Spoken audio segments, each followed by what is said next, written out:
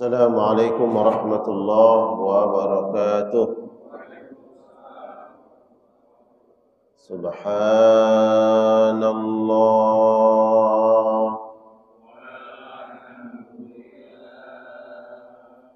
wa la ilaha illallah wallahu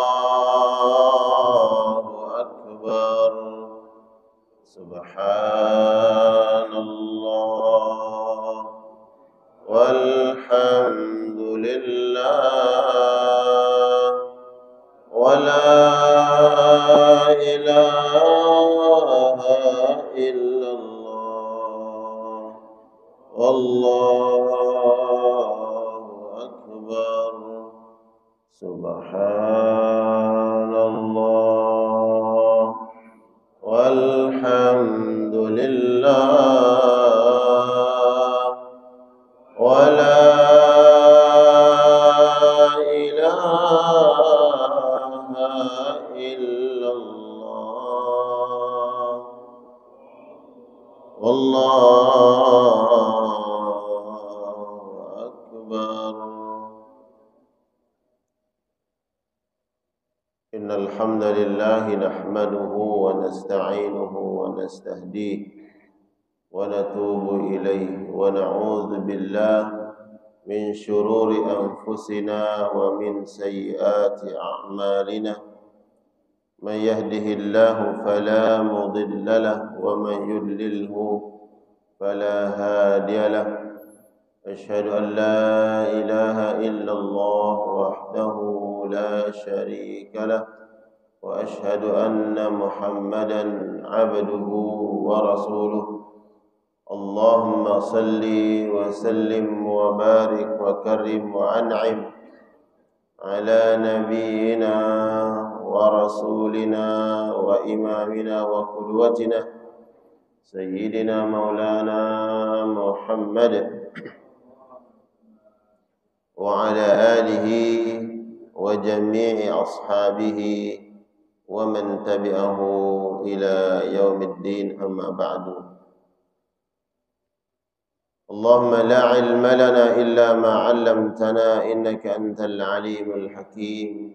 Allahumma 'allimna ma yanfa'una wanfa'na bima 'allamtana wa zidna 'ilma wa aslih lana sya'nana kullahu wa la takilna ila anfusina tarfata 'ain. Alhamdulillah wa syukurillah. Jamaah sekalian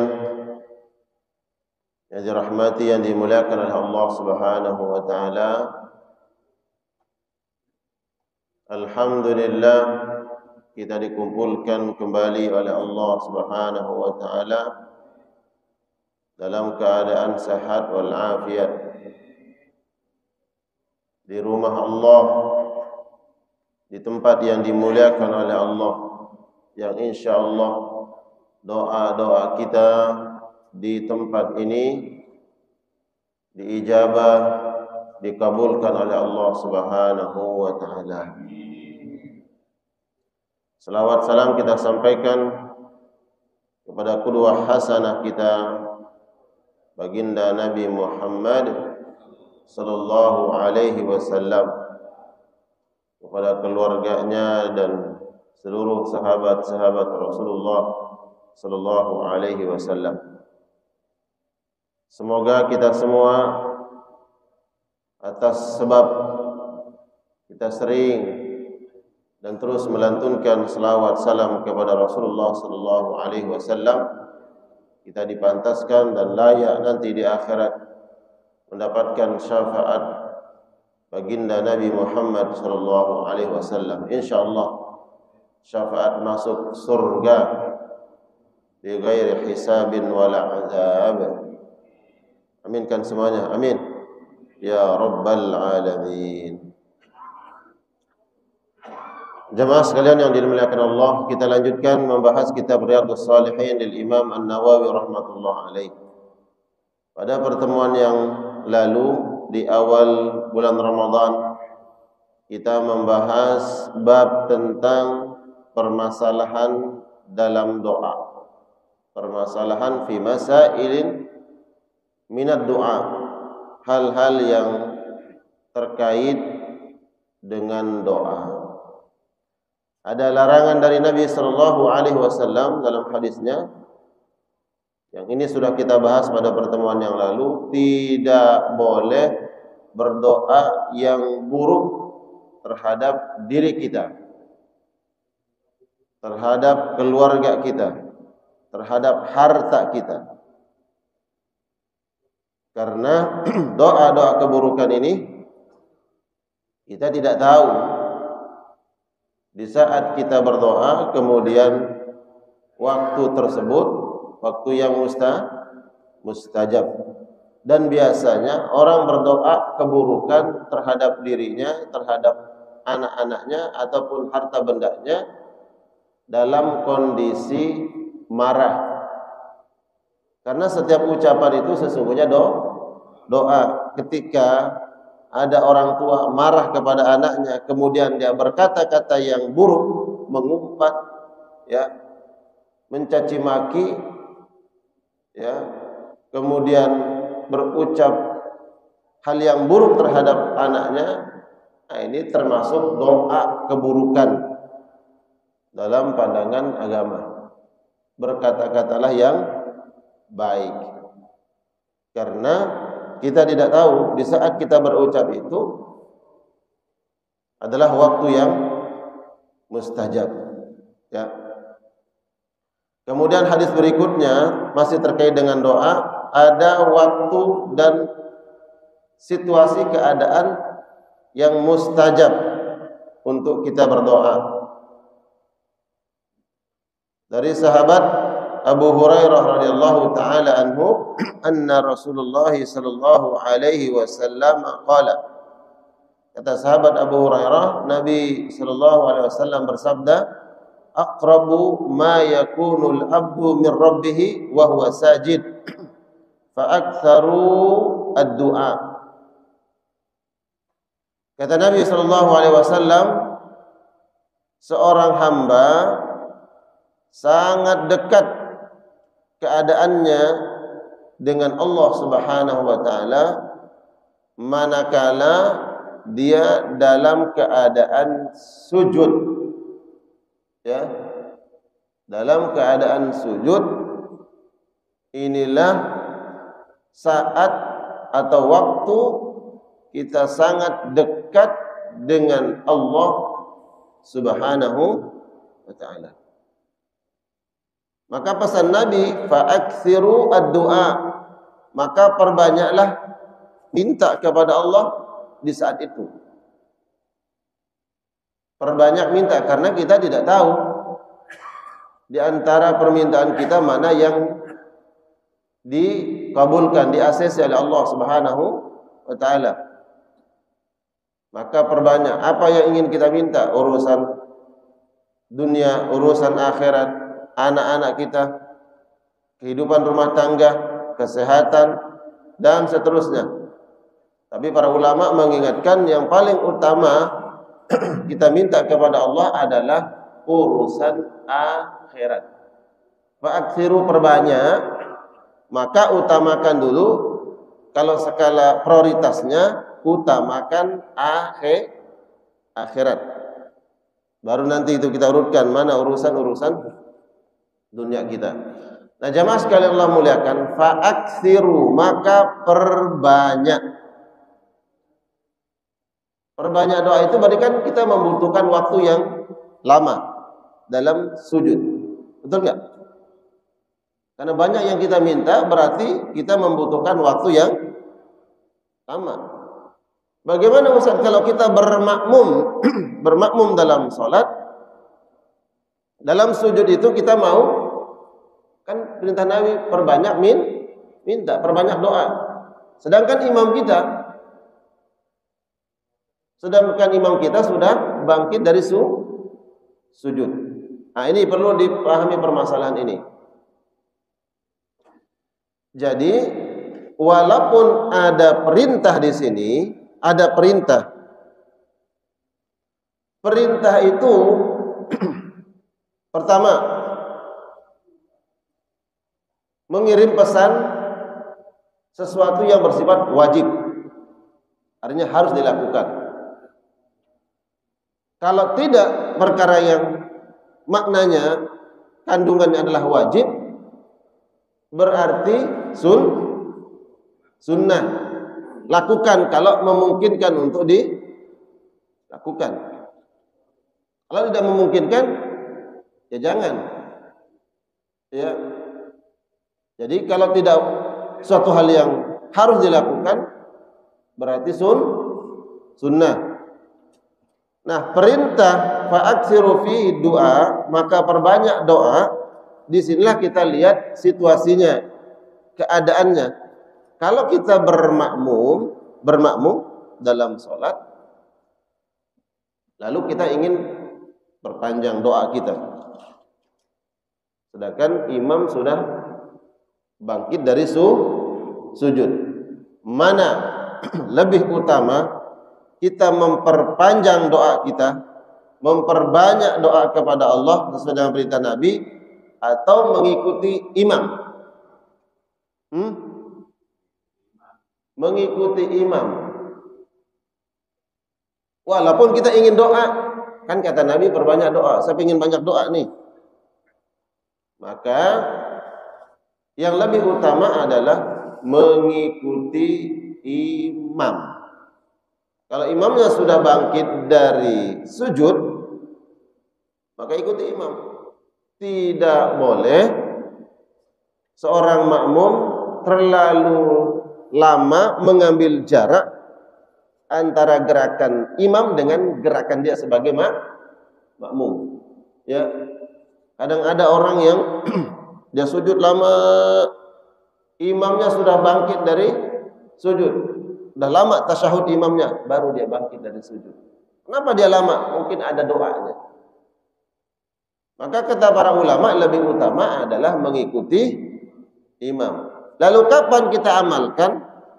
Kita praktekkan perintah Nabi ini dalam ibadah salat sunnah. Terserah tuh kita. Sujud kita mau dilama-lamain, silakan. Karena kita sedang sholat sunnah, tidak terikat dengan imam. Nah, jadi jamaah sekalian Allah muliakan, dijelaskan tentang hadis ini, sujud seorang yang sedang sholat, baik dalam sholat wajibnya ataupun sholat sunnah. Kapan? Di sujud terakhir. Di sujud terakhir, sebelum kita bangkit dari sujud, kemudian tasyahud, kemudian salam. Nah, sujud itulah yang disebut oleh Nabi aqrabu ma yakunul abdu min rabbih wa huwa sajid. Dia dalam keadaan sujud. Fa aksiru, maka perbanyak. Nah, kata perintah, ya, perintah Nabi untuk memperbanyak ini, kalau kita sholat wajib bersama imam, maka lebih utama mengikuti imam. Ini harus diperhatikan.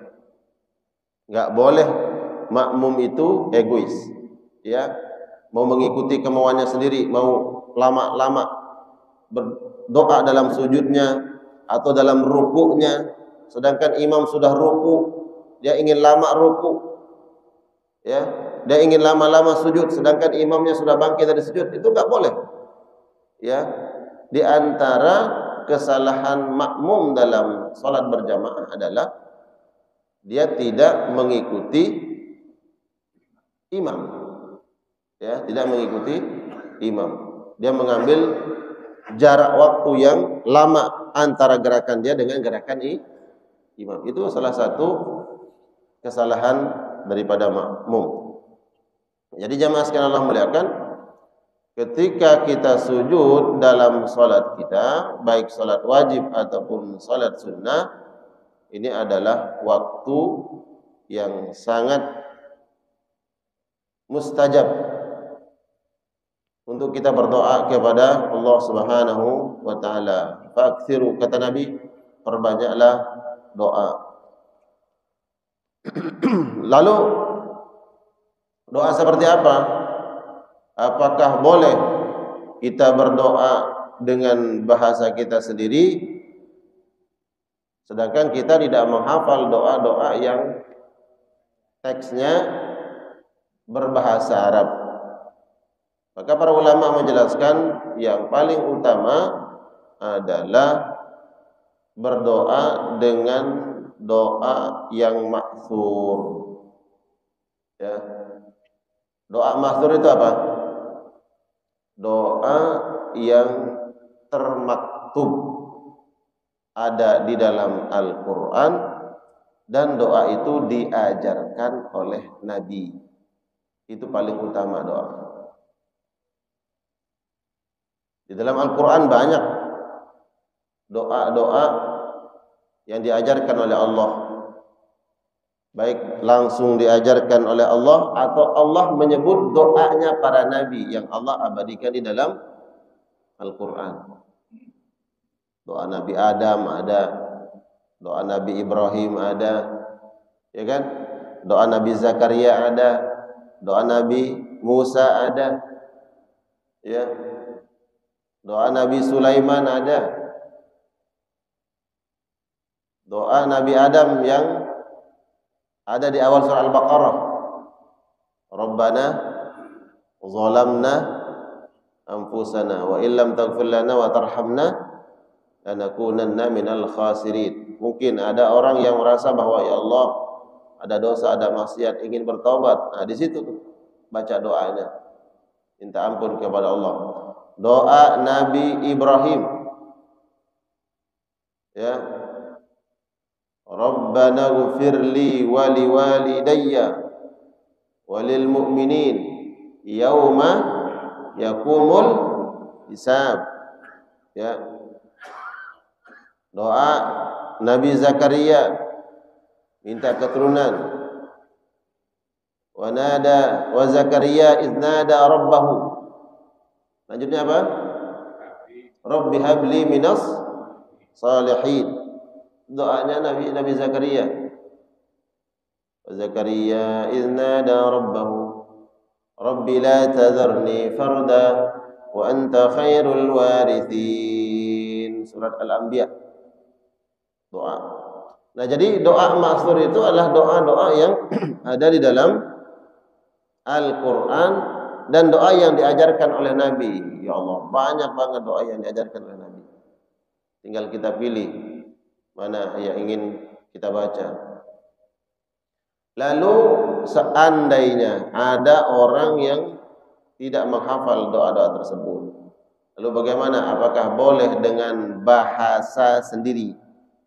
Kalau kita pakai bahasa Indonesia, boleh tidak?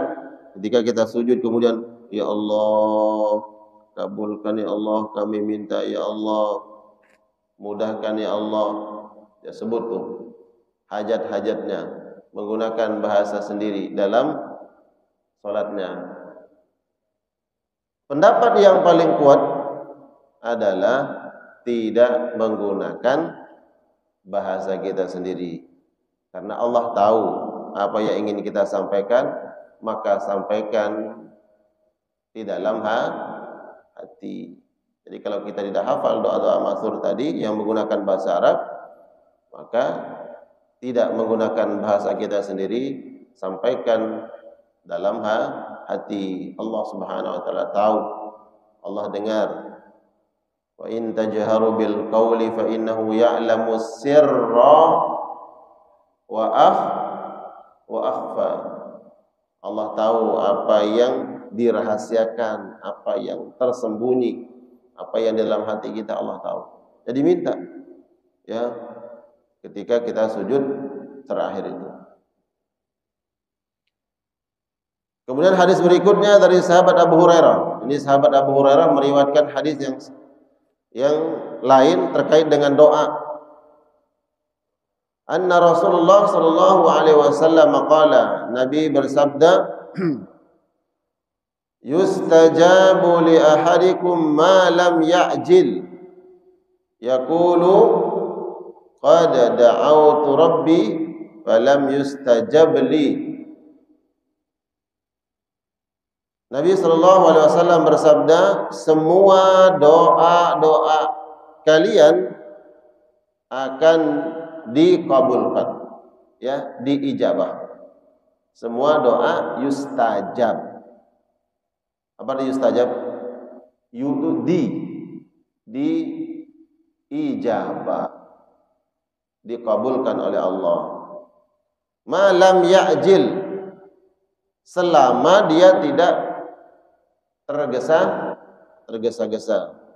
Mungkin ini dalam bahasa doa pernah saya sampaikan hadis ini. Malam ya'jil, selama dia tidak tergesa-gesa. Bagaimana bentuk tergesa-gesanya seseorang dalam doa? Yaqulu, dia berkata, ini bentuk orang yang tergesa-gesa dalam doa. Da'autu rabbi, saya sudah banyak berdoa.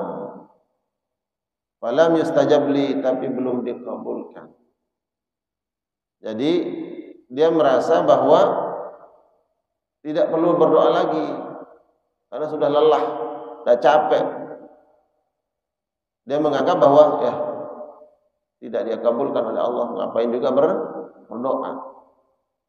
Ya, sudah dari dulu minta sama Allah, berdoa, tapi kok belum diijabah, belum dikabul. Akhirnya dia berhenti. Dia enggak meminta lagi apa yang selama ini dia minta sama Allah. Karena belum, menurut dia tidak diijabah. Nah, ini kata Nabi bentuk ketergesaan, ya. Orang tergesa-gesa dalam berdoa. Jadi diajarkan kita oleh Rasulullah sallallahu alaihi wasallam, jangan bosan, jangan berhenti, jangan berburuk sangka, suudzon sama Allah Subhanahu wa taala. Dia mengatakan, saya sudah lelah berdoa, kok belum diijabah, belum dikasih oleh Allah. Dia tinggalkan doa itu. Suudzon sama Allah, berburuk sangka. Karena jamaah sekalian Allah muliakan, banyak hal yang menurut kita, yang kita minta sama Allah, menurut kita bahwa itu yang terbaik menurut kita. Kita anggap itu suatu hal yang maslahat, yang akan menjadi kebaikan buat kita. Sehingga ketika minta kepada Allah belum diijabah, dia berburuk sangka, suudzon kepada Allah. Sedangkan Allah Subhanahu wa taala alimul ghaibi wasyahadah. Allah yang mengetahui perkara-perkara yang kita tidak ketahui. Ya, kita tidak mengetahuinya. Sehingga disinilah kita meletakkan bahwa apa yang kita anggap baik belum tentu baik menurut siapa? Allah. Yang kita anggap tidak baik, tapi itulah yang terbaik menurut Allah Subhanahu wa taala. Contoh ketika seseorang mendapatkan ujian penyakit, kemudian dia minta terus diberikan kesembuhan oleh Allah, terus dia berdoa, tapi kesembuhan tak kunjung datang. Kesembuhan belum diberikan oleh Allah Subhanahu wa taala. Muncul mungkin suudzon kepada Allah. Kenapa belum diijabah oleh Allah Subhanahu wa taala? Ya. Ada seorang ulama yang kemudian menjelaskan tentang perkara ini, bahwa ada hadis yang menyebutkan orang yang sakit, kita sunnah untuk menjenguknya. Sunnah menjenguk orang yang sakit. Dalam hadis qudsi Allah menyebutkan, kenapa kalian tidak menjenguk aku?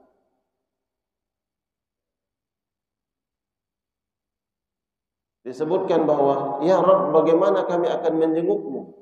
Engkau Rabbul Alamin, engkau Allah, bagaimana kami akan menjengukmu? Kemudian Allah sebutkan, bukankah ada fulan, orang ini sedang sakit, hambaku. Seandainya kamu menjenguk dia, kamu akan mendapati aku di sisinya. Nah, bayangkan dalam hadis qudsi ini. Kata para ulama, ketika Allah menjelaskan dalam hadis qudsinya bahwa ketika kita menjenguk orang sakit, kita mendapati Allah di sisi orang tersebut. Mana lebih mulia, mana lebih berharga, lebih bernilai seseorang menikmati karunia Allah, nikmat Allah, atau dia bersama dengan Allah. Ini kalau kita mengaji ma'rifat, ya, bukan memperturutkan ya keinginan kita. Mana lebih nikmat bagi seorang hamba, lebih mulia, dia mendapatkan kenikmatan Allah atau dia bersama dengan Allah. Sakit, orang sakit itu kata Allah, dia sedang bersama sama Allah. Tapi kalau orang sehat, dia mendapatkan nikmat Allah. Orang beriman itu cinta dengan Allah. Ya, kalau sekarang umpamanya ada seseorang yang mencintai orang lain. Katakanlah seorang perempuan dia mencintai pasangannya, tapi dia nggak bersama dengan yang dia cintai ini. Dia hanya mendapatkan kebaikannya, jauh, ya, tidak bersama, tapi dikirimkan hadiah, dikirimkan sesuatu. Bagi orang yang mencintai, mana lebih dia senangi, mana yang lebih dia membuat dia bahagia, mendapatkan hadiah itu dari orang yang dia cintai, tapi nggak pernah ketemu, dibandingkan dia bersama orang yang dia cintai. Dia bicara hakikat iman kepada Allah, mencintai Allah. Ya pastilah lebih bahagia itu bersama orang yang dicintai. Apa gunanya ini? Apa gunanya kalau orang yang dicintai itu nggak ada? Itu hakikat mencintai. Begitu juga dengan Allah Subhanahu wa taala. Makanya Allah katakan, apabila ada seorang hambaku, dia sakit, aku berada di sisinya. Aku bersama dia. Kata Imam Syarawi, kalau ada orang yang sehat, dia sedang menikmati apa? Nikmat Allah. Tapi kalau ada orang yang sakit, dia sedang bersama Allah. Makanya dulu Nabi Ayub, beliau sakit. Beda kalau kita yang sakit, Pak. Kalau kita kan sakit banyak ngeluh, betul nggak? Karena kita tuh banyak ngeluh. Ya kita semua ini ngeluh. Ya. Tapi Nabi Ayub tidak. Ya. Apa doanya Nabi Ayub?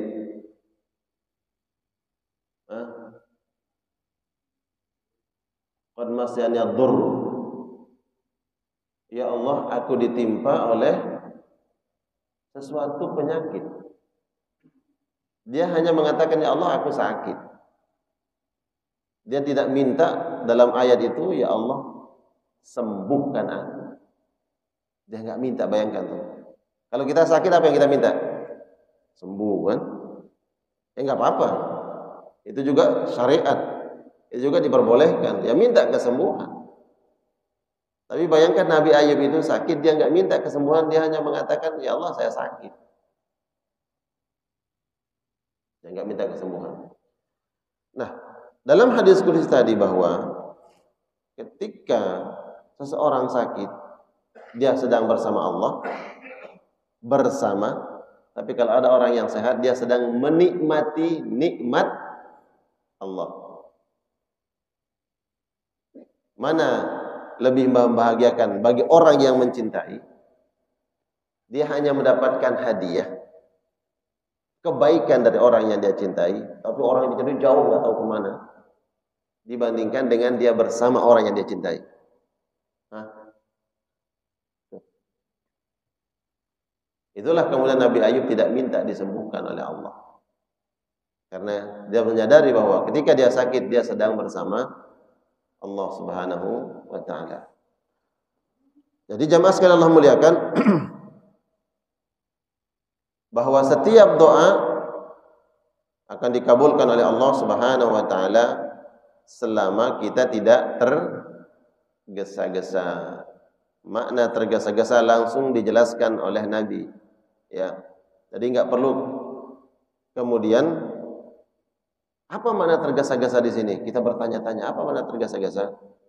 Ternyata Nabi menjelaskan bahwa tergesa-gesa itu adalah ketika ada orang yang mengatakan, saya sudah berdoa tapi kok belum diijabah oleh Allah. Ya, berarti ini tergesa-gesa, tidak sabar menunggu dikabulkannya doa. Kemudian juga di syarah kitab ini bentuk ketergesa-gesaan seseorang adalah tidak menjaga adab-adab dalam doa. Ya. Tidak menjaga adabnya. Tidak menghadirkan hati, ihdarul qalb dalam berdoa. Tidak serius. Nah, orang yang tidak serius dalam berdoa, padahal yang dia minta ini betul-betul dia membutuhkan. Apakah itu hidayah Allah, kebaikan-kebaikan Allah. Tapi ketika dia berdoa enggak serius. Karena tidak serius, tidak diijabah oleh Allah. Lalu dia protes siapa? Yang dia protes siapa? Allah. Kenapa tidak dikabulkan? Yang dia protes Allah. Sedangkan dia sendiri tidak menjaga adab-adabnya. Sama seperti orang yang minta sama kita nih. Jadi tidak menjaga adabnya. Mestinya kalau minta kan begini, Pak tolong bantu. Umpamanya kalau kita lihat ada orang yang minta. Tapi kalau ada orang yang nggak menjaga adabnya minta begini, dia membelakangi kita. Kemudian kita nggak kasih orang itu karena nggak sopan. Kemudian dia ngomel, ngerutu, dasar orang pelit. Umpama. Kira-kira yang harus mengintrospeksi diri itu orang yang nggak ngasih atau yang minta? Yang minta mestinya. Oh, jangan karena memang cara saya tidak benar. Minta kok begini, Pak minta Pak. Membelakangi. Ya orang juga ogah. Kamu ini serius nggak minta? Minta kok begitu caranya? Atau maksa, ya kan? Berkata kasar, Bapak di lampu merah nih tiba-tiba orang datang, berkata kasar begitu, kita ogah ngasihnya, lalu dia maki-maki, dasar orang pelit, umpamanya. Yang mengintrospeksi diri siapa? Kenapa dia nggak dikasih? Karena tidak menjaga adab-adabnya.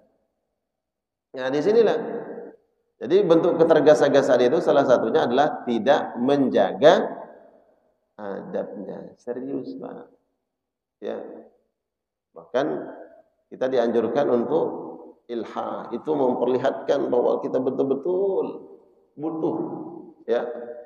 Minta kepada Allah Subhanahu wa taala. La yazalu yustajabu li 'abdin ma lam yad'u bi ismin. Tapi ada perkara-perkara yang kemudian doa itu tidak diijabah oleh Allah. Apa doa yang tidak diijabah oleh Allah? Dia berdoa keburukan. Ya. Berdoa yang mana yang dia minta itu sesuatu perkara yang mengandung maksiat kepada Allah. Dia berdoa nih, tapi dalam doanya itu ada unsur maksiat. Gimana, Pak? Doa tapi ada unsur maksiatnya. Ya Allah, malamnya dia doa. Besok saya memasang togel ya Allah. Ya. Nomor berapa yang keluar ya Allah? Berikan ilham. Dia minta sama Allah tapi bi'ithmin. Itu contoh. Ya. Dia minta sama Allah, tapi yang dia minta ini ada kaitannya dengan dosa. Kata Nabi, la yustajab, enggak dikabulkan. Yang mana dalam doa itu ada nilai-nilai dosa, maksiat kepada Allah Subhanahu wa taala, ya. Au qati'atir rahim, atau memutus hubungan silaturahmi, ya. Berdoa, dalam doa itu ada hubungannya dengan memutus hubungan silaturahmi. Apa itu? Memutus hubungan silaturahmi. Ya Allah, ini ada perkumpulan keluarga. Ya Allah, semoga saya enggak ketemu dengan saudara saya yang itu. Dia berdoa begitu. Sedangkan kita diperintahkan oleh Allah untuk menyambung hubungan silaturahmi. Silaturahim. Apa bedanya silaturahim dan silaturahmi? Nah, bapaknya kalau mau ketemu keluarga, ya, kumpul nih halal bihalal, itu yang benar silaturahim atau silaturahmi? Hah? Silaturahim atau silaturahmi? Itu sudah jadi bahasa kita tuh. Kalau silaturahim berarti orang-orang yang ingin kita jumpai ada hubungan kekerabatan, silaturahim. Tapi kalau ngumpul halal bihalal dengan warga, itu silaturahim atau silaturahmi? Silaturahmi, kata orang yang menjelaskan bahasa ini, agar kita bisa bedakan. Silaturahim menyambung, silah itu menyambung, rahim ada orang-orang yang ada hubungan kekerabatan dengan kita. Apa itu? Kakak, adik, paman, bibi, orang tua. Silaturahim menyambung. Nah, kita diperintahkan oleh Allah untuk menyambung itu. Lalu kita berdoa, ya, memutus hubungan silaturahmi. Semoga dia enggak datang orang itu, umpamanya. Nah, itu adalah saudaranya, itu kakaknya, itu adiknya. Kenapa? Saya enggak mau ketemu dia. Kenapa? Orangnya jahat banget. Ya. Pokoknya kalau ngumpul keluarga selalu nyinggung kita. Silaturahim. Dia berarti memutus tuh. Karena dia putus hubungan silaturahmi kita, kita diminta oleh Allah sambung. Karena kata nyambung, menyambung itu adalah menyatukan sesuatu yang sudah terputus. Tapi kalau udah ada nyambung, berarti kan bukan nyambung, takwiyah, menguatkan. Ya. Berarti beda antara menguatkan silaturahmi dengan menyambung hubungan silaturahmi. Makanya, dari mana kita tahu? Kata Nabi, apa itu silaturahmi? Kata Nabi SAW, antasila man qata'aka. Kau menyambung hubungan kekerabatan terhadap kerabatmu yang memang dia ingin memutus hubungan silaturahim. Dia jahat sama kita, mohon maaf. Jadi mungkin, ya, dia udah nggak mau ketemu kita. Padahal ini masih ada hubungan kekerabatan, apakah itu kakak, adik, paman, bibi, ya kan? Dia nggak mau menyambung hubungan silaturahmi dengan kita. Kita yang berupaya menyambung itu. Itu yang dimaksud dengan silaturahmi. Kata Nabi, antasila, engkau menyambung man qata'aka, orang yang memutus hubungan silaturahmi. Makanya itu berat, ya kan? Biasanya kita mau takwiyah, menguatkan. Kalau dia nggak mau, ngogah saya. Ogah. Wong dia lebih kecil di adik saya, umpamanya. Saya sebagai kakak,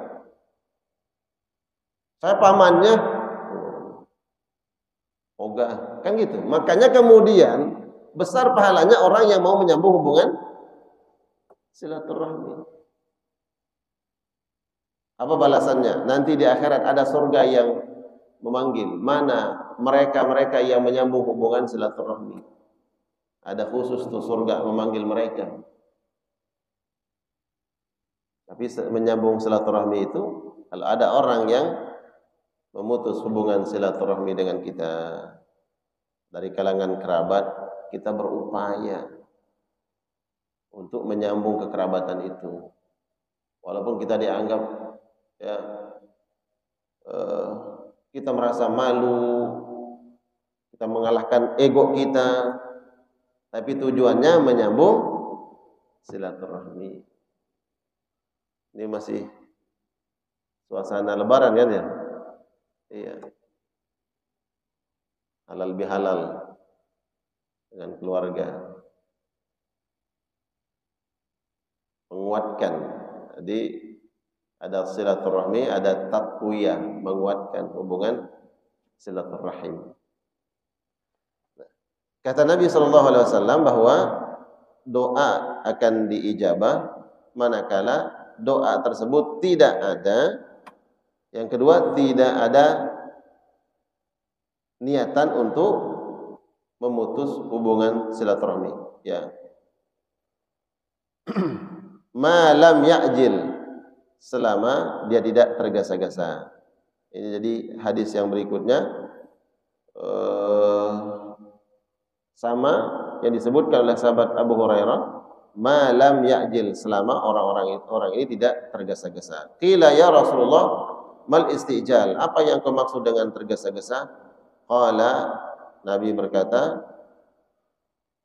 yaqulu qad da'autu wa qad da'autu falam ara yastajib li. Aku sudah berdoa tapi belum diijabah oleh Allah Subhanahu wa taala. Kemudian bentuk diijabahnya doa. Nabi SAW dalam sebuah hadisnya mengatakan, ma 'alal ardi muslimun yad'ullaha ta'ala bi da'watin illa ata'allahu iyyaha. Seseorang ketika dia berdoa kepada Allah, pasti Allah akan berikan apa yang dia minta. Jadi diijabah, dikabulkan apa yang kita minta. Au sarafa anhu minas su' mithlaha. Kalau tidak diberikan apa yang dia minta, Allah hindarkan musibah yang sepadan dengan nilai apa yang dia minta. Mithlaha, subhanallah, yang sepadan. Jadi kalau kita minta sesuatu tapi belum diijabah oleh Allah, Allah akan hindarkan musibah yang sepadan nilainya dengan apa yang kita minta. Mungkin ada takdir Allah. Takdir Allah bahwa si fulan ini akan mengalami kecelakaan. Kecelakaan yang membuat dia patah tulang umpamanya. Nauzubillah. Nauzubillah min dzalik. Tapi dia ini ada sesuatu hajat yang dia minta. Yang dia minta apa? Keselamatan. Ya. Dia minta keselamatan atau minta sesuatu, tapi Allah belum kasih apa yang dia minta. Allah hindarkan musibah yang tadinya sudah ditakdirkan oleh Allah Subhanahu wa taala akan terjadi, tapi karena doanya Allah hindarkan musibah itu. Musibah yang sepadan dengan apa yang dia minta. Siapa yang tahu takdir kita? Tidak ada yang tahu. Karena kita nggak tahu takdir, maka hilangkan, rubah takdir itu dengan doa. Walaupun takdir itu akan terjadi, jemaah sekalian. Ini kalau dijelaskan oleh para ulama, mungkin saja takdir kecelakaan itu akan terjadi 1 tahun berikutnya. Tahun berikutnya. Tapi hari ini kita minta kepada Allah, ya Allah kabulkan ini, kabulkan ini. Belum dikasih oleh Allah Subhanahu wa taala. Dilihat oleh Allah, apa yang dia minta ini, apa yang setara dengan musibah yang akan terjadi. Oh, ternyata sudah ditakdirkan oleh Allah ada musibah yang akan terjadi 1 tahun berikutnya. Yang sepadan dengan apa yang dia minta, Allah hilangkan takdir itu. Allah rubah takdir itu. Makanya di antara perkara yang bisa merubah takdir adalah doa. Ada buku di dalam kitab Ad-Da' wa Dawa karangan Imam Ibnu Qayyim, dia menyebutkan tentang orang yang tidak meyakini doa. Kenapa dia nggak meyakini doa? Kan kita sudah ditakdirkan oleh Allah. Buat apa berdoa? Bukankah kita ini hadir di atas muka bumi sudah lengkap dengan takdirnya, betul nggak? Mati kita kapan? Di mana? Apa penyebabnya? Rezekinya, jodohnya apa? Bukankah itu sudah ditakdirkan oleh Allah? Udah mengatakan, lalu fungsi doa itu apa? Kalau mau ditakdirkan, lalu fungsi doa itu apa? Dijawab oleh Imam Ibnu Qayyim bahwa karena kita tidak tahu takdir kita, disyariatkanlah doa. Karena doa ini bagian dari takdir Allah Subhanahu wa taala. Sama seperti orang yang ini air. Saya tahu nggak takdir saya bahwa air ini ditakdirkan oleh Allah saya yang minum? Pak, ini air depan saya nih. Saya tahu nggak takdir saya bahwa dulu Allah yang catat dalam takdir saya bahwa airnya akan diminum oleh saya. Jadi saya nggak perlu lagi berdoa, nggak perlu berikhtiar, karena doa itu ikhtiar. Doa itu ikhtiar. Karena saya tidak tahu takdir saya bahwa air ini akan menjadi rezeki buat saya, maka saya harus ikhtiar. Ikhtiarnya bagaimana? Ikhtiarnya gini. Bismillah. Nah, itu takdir saya. Bahwa air itu sudah saya itu rezeki saya. Apakah cukup sekarang kalau air ini sudah menjadi takdir buat saya bahwa saya bisa meminumnya? Cukup saya liatin aja. Liatin aja gini. Tiba-tiba langsung hilang dahaga saya. Hilang dahaga. Cukup nggak dengan melihatnya? Enggak. Maka harus ikhtiar. Ikhtiar itu adalah mengambilnya dan meminumnya. Seperti makanan ada di depan kita, ikhtiarnya adalah mengambilnya makanan tersebut dan memasukkan, mohon maaf, ke mulut kita. Enggak cukup dengan melihatnya. Begitulah kata Ibnu Qayyim, sebagaimana ikhtiarnya kita dengan doa. Ini sesuatu hal yang zahir, yang nampak kita tahu. Tapi musibah itu kita nggak tahu. Ada yang tahu musibah yang akan terjadi 1 jam ke depan? Nggak ada yang tahu. Karena tidak ada yang tahu di antara kita, maka ikhtiarnya adalah doa. Sebagaimana ikhtiarnya saya agar dapat minum air ini, hilang dahaga saya, hilang haus saya dengan mengambilnya dan meminumnya. Tidak cukup dengan melihat saja lalu hilang dahaga saya, tidak cukup. Ya. Nah, musibah yang kita tidak tahu yang akan terjadi, ikhtiarnya adalah doa. Minta sesuatu kepada Allah, belum dikasih oleh Allah, tapi Allah hindarkan musibah yang setara dengan apa yang kita minta kepada Allah. Bahkan musibah itu bisa saja terjadi, akan terjadi pada tahun berikutnya. Itu ditakdirkan oleh Allah. Tapi kenapa tidak terjadi? Karena tahun ini hamba tersebutlah meminta berdoa kepada Allah, tapi belum dikasih oleh Allah, maka Allah hindarkan musibah yang setara dengan apa yang dia minta. Jadi hakikatnya doa dikabul atau tidak? Dikabul berarti. Tapi dugaan kita, sangkaan kita nggak dikabul. Udah lelah berdoa, udah capek berdoa. Aw saraf anhu minasu mislaha. Subhanallah. Menariknya kata Nabi, mislaha, semisal dengan apa yang dia minta. Semisal itu setara. Menginjak duri musibah atau tidak? Musibah, tapi bukan mungkin tidak setara dengan itu. Karena yang dia minta suatu hal yang besar, maka Allah hindarkan musibah yang lain yang lebih besar. Apakah itu kecelakaan, kehilangan, ya, atau musibah-musibah yang lain, dihindarkan oleh Allah Subhanahu wa taala. Ma lam yad'u bi itsmin aw qati'at rahim. Selama dia tidak berdoa ismin, ya, bi ismin yang mengandung maksiat dosa kepada Allah atau memutus hubungan silaturahmi.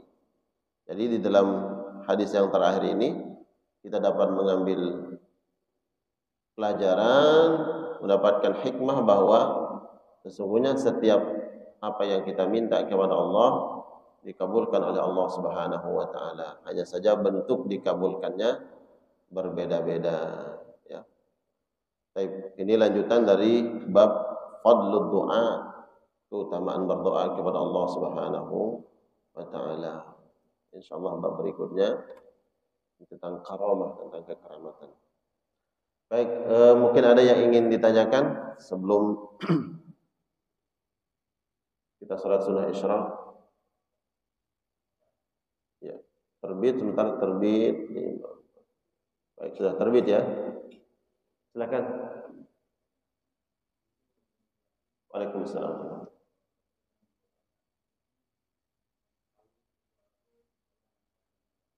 Ya.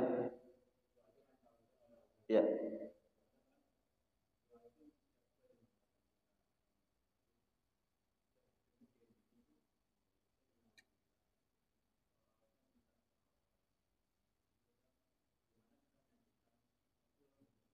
Ya.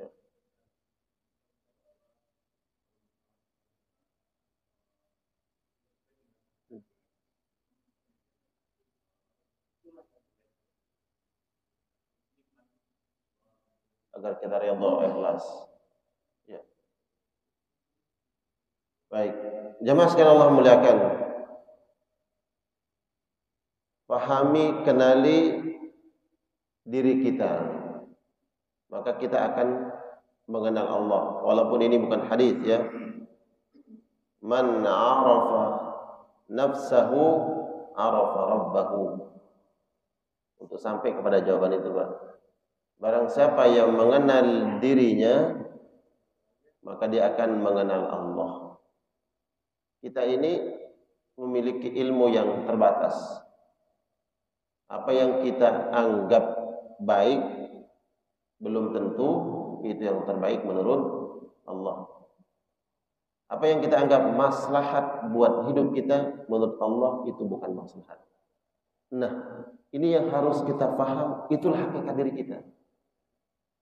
Kalau kita paham bahwa itulah hakikat diri kita, keterbatasan pengetahuan, terbatas hikmah kita, terbatas ilmu kita, kita hanya menginginkan sesuai dengan keinginan hawa nafsu kita, keinginan kita sebagai manusia. Allah itu berbeda dengan kita. Allah tidak terbatas ilmunya. Yang diinginkan oleh Allah pasti kebaikan. Nah, kalau kita sudah sampai pada pasti yang diinginkan, yang diberikan oleh Allah adalah yang terbaik, berbeda dengan saya. Inilah yang membuat kemudian, oh iya, nggak mungkin Allah zalim kepada saya. Kalau saya sebagai makhluk bisa berbuat zalim, apa yang saya inginkan itu hanya berdasarkan keinginan saya. Walaupun kita nggak tahu maslahatnya ke depan seperti apa, kebaikan ke depannya seperti apa. Itulah level kita berbeda dengan Allah. Fahami diri kita, kita akan memahami Allah. Kalau kita sudah memahami Allah Subhanahu wa taala, oh ya udah, kita serahkan saja sama Allah. Karena dia yang mengetahui mana yang maslahat. Allah sebutkan di dalam Al-Qur'anul Karim, wa asa an takrahu syai'an wa huwa khairul lakum. Bisa saja engkau membenci sesuatu, tapi dalam pandangan Allah itulah yang terbaik. Bagaimana cara kita memupuk diri kita untuk sampai kepada level ini? Dengan ilmu. Ya, ilmu memahami hakikat diri kita, memahami hakikat Allah Subhanahu wa taala. Berarti pahami Allah. Bagaimana cara memahami Allah? Pahami asma Allah, nama-nama Allah. Dengan namanya itu kita akan paham Allah. Dia Allah Al-Karim, yang maha mulia, yang maha dermawan, yang maha baik. Dia Al-Hafiz, yang maha menjaga. Ya. Dia Ar-Rahman, Ar-Rahim, Allah maha kasih sayang. Kalau zat yang kita pahami dia maha kasih sayang, enggak mungkin dong dia Allah menyanyiakan kita. Enggak mungkin Allah akan menyakiti kita. Enggak mungkin Allah tidak adil. Wong dia zat yang tidak mungkin berbuat zalim. Pahami Allah sampai kita pada level itu. Kenapa kita tidak ikhlas dan redha dengan takdir Allah, keputusan Allah? Karena kita tidak mengenal Allah. Karena kita enggak mengenal Allah, makanya kita enggak redha dengan takdirnya. Coba kita mengenal Allah, hakul ma'rifah, dengan sebenar-benarnya, udah apapun yang ditakdirkan oleh Allah, redha kita. Ya. Apakah Allah zalim? Tidak. Allah tidak zalim. Memang berat, ada ujian yang berat. Tapi bentuk ketidakzaliman Allah itu, lewat ujian itu Allah mengangkat derajat kita. Orang kaya diuji kesabarannya dengan dia harus menginfakkan hartanya. Orang miskin diuji kesabarannya, dia harus bersabar dengan kemiskinannya. Orang sehat diuji oleh Allah. Apakah saat ini kemudian dia bermaksiat kepada Allah?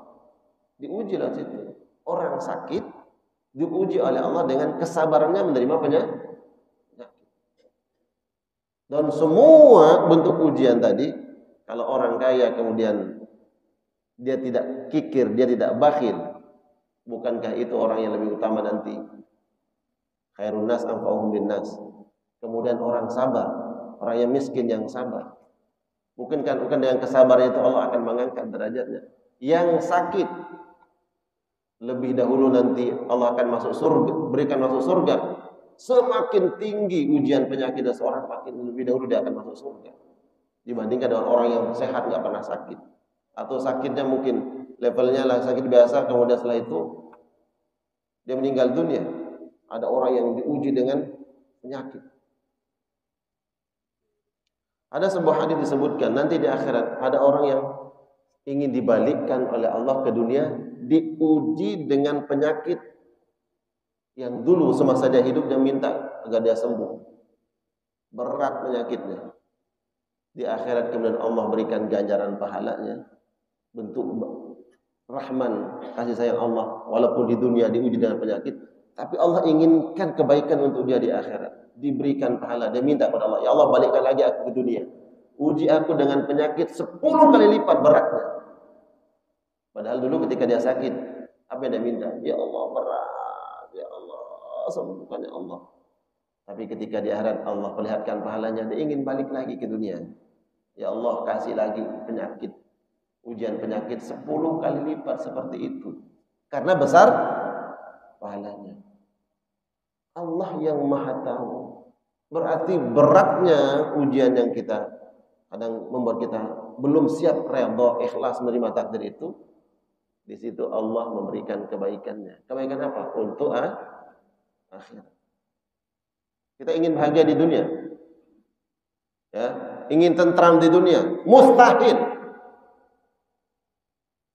Kita ingin senang, bahagia, nggak ada ujian di dunia, mustahil. Kenapa?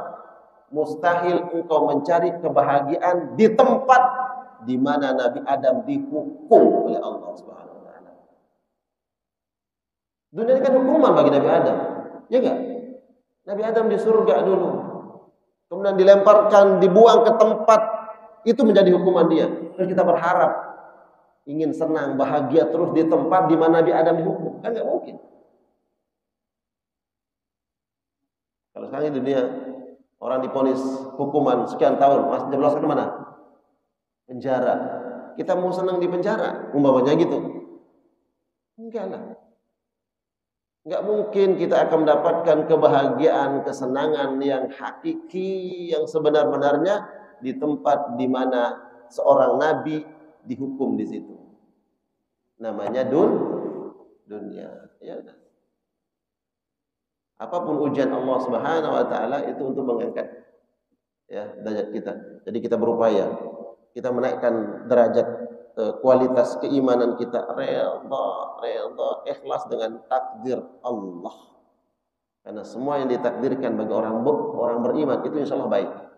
Ya, apa yang ditakdirkan oleh Allah bagi orang beriman pasti baik. Walaupun kalian itu sulit, berat, tapi di balik itu ada pahala yang Allah berikan. Bukan hanya sakitnya saja, tapi Allah berikan balasan pahala. Allahu a'lam bishawab, gitu ya. Jadi kalau kita mengenal Allah, kita pasti akan redha dengan apa yang ditakdirkan. Ustaz berat, Ustaz. Bagaimana agar kita redha, agar kita ikhlas? Kenali Allah. Kalau sudah kenal Allah, pasti kita akan terima dengan takdirnya. Ya. Baik, ada lagi? Kita cukupkan kajian kita pagi hari ini. Semoga Allah Subhanahu wa taala menerima seluruh amal ibadah kita di bulan Ramadan. Saya secara pribadi mengucapkan taqabbalallahu minna wa minkum shalihal a'mal. Kalau ada ucapan dan tutur kata yang kurang berkenan, mohon dibukakan pintu maaf yang sebesar-besarnya. Kita masih di bulan Syawal.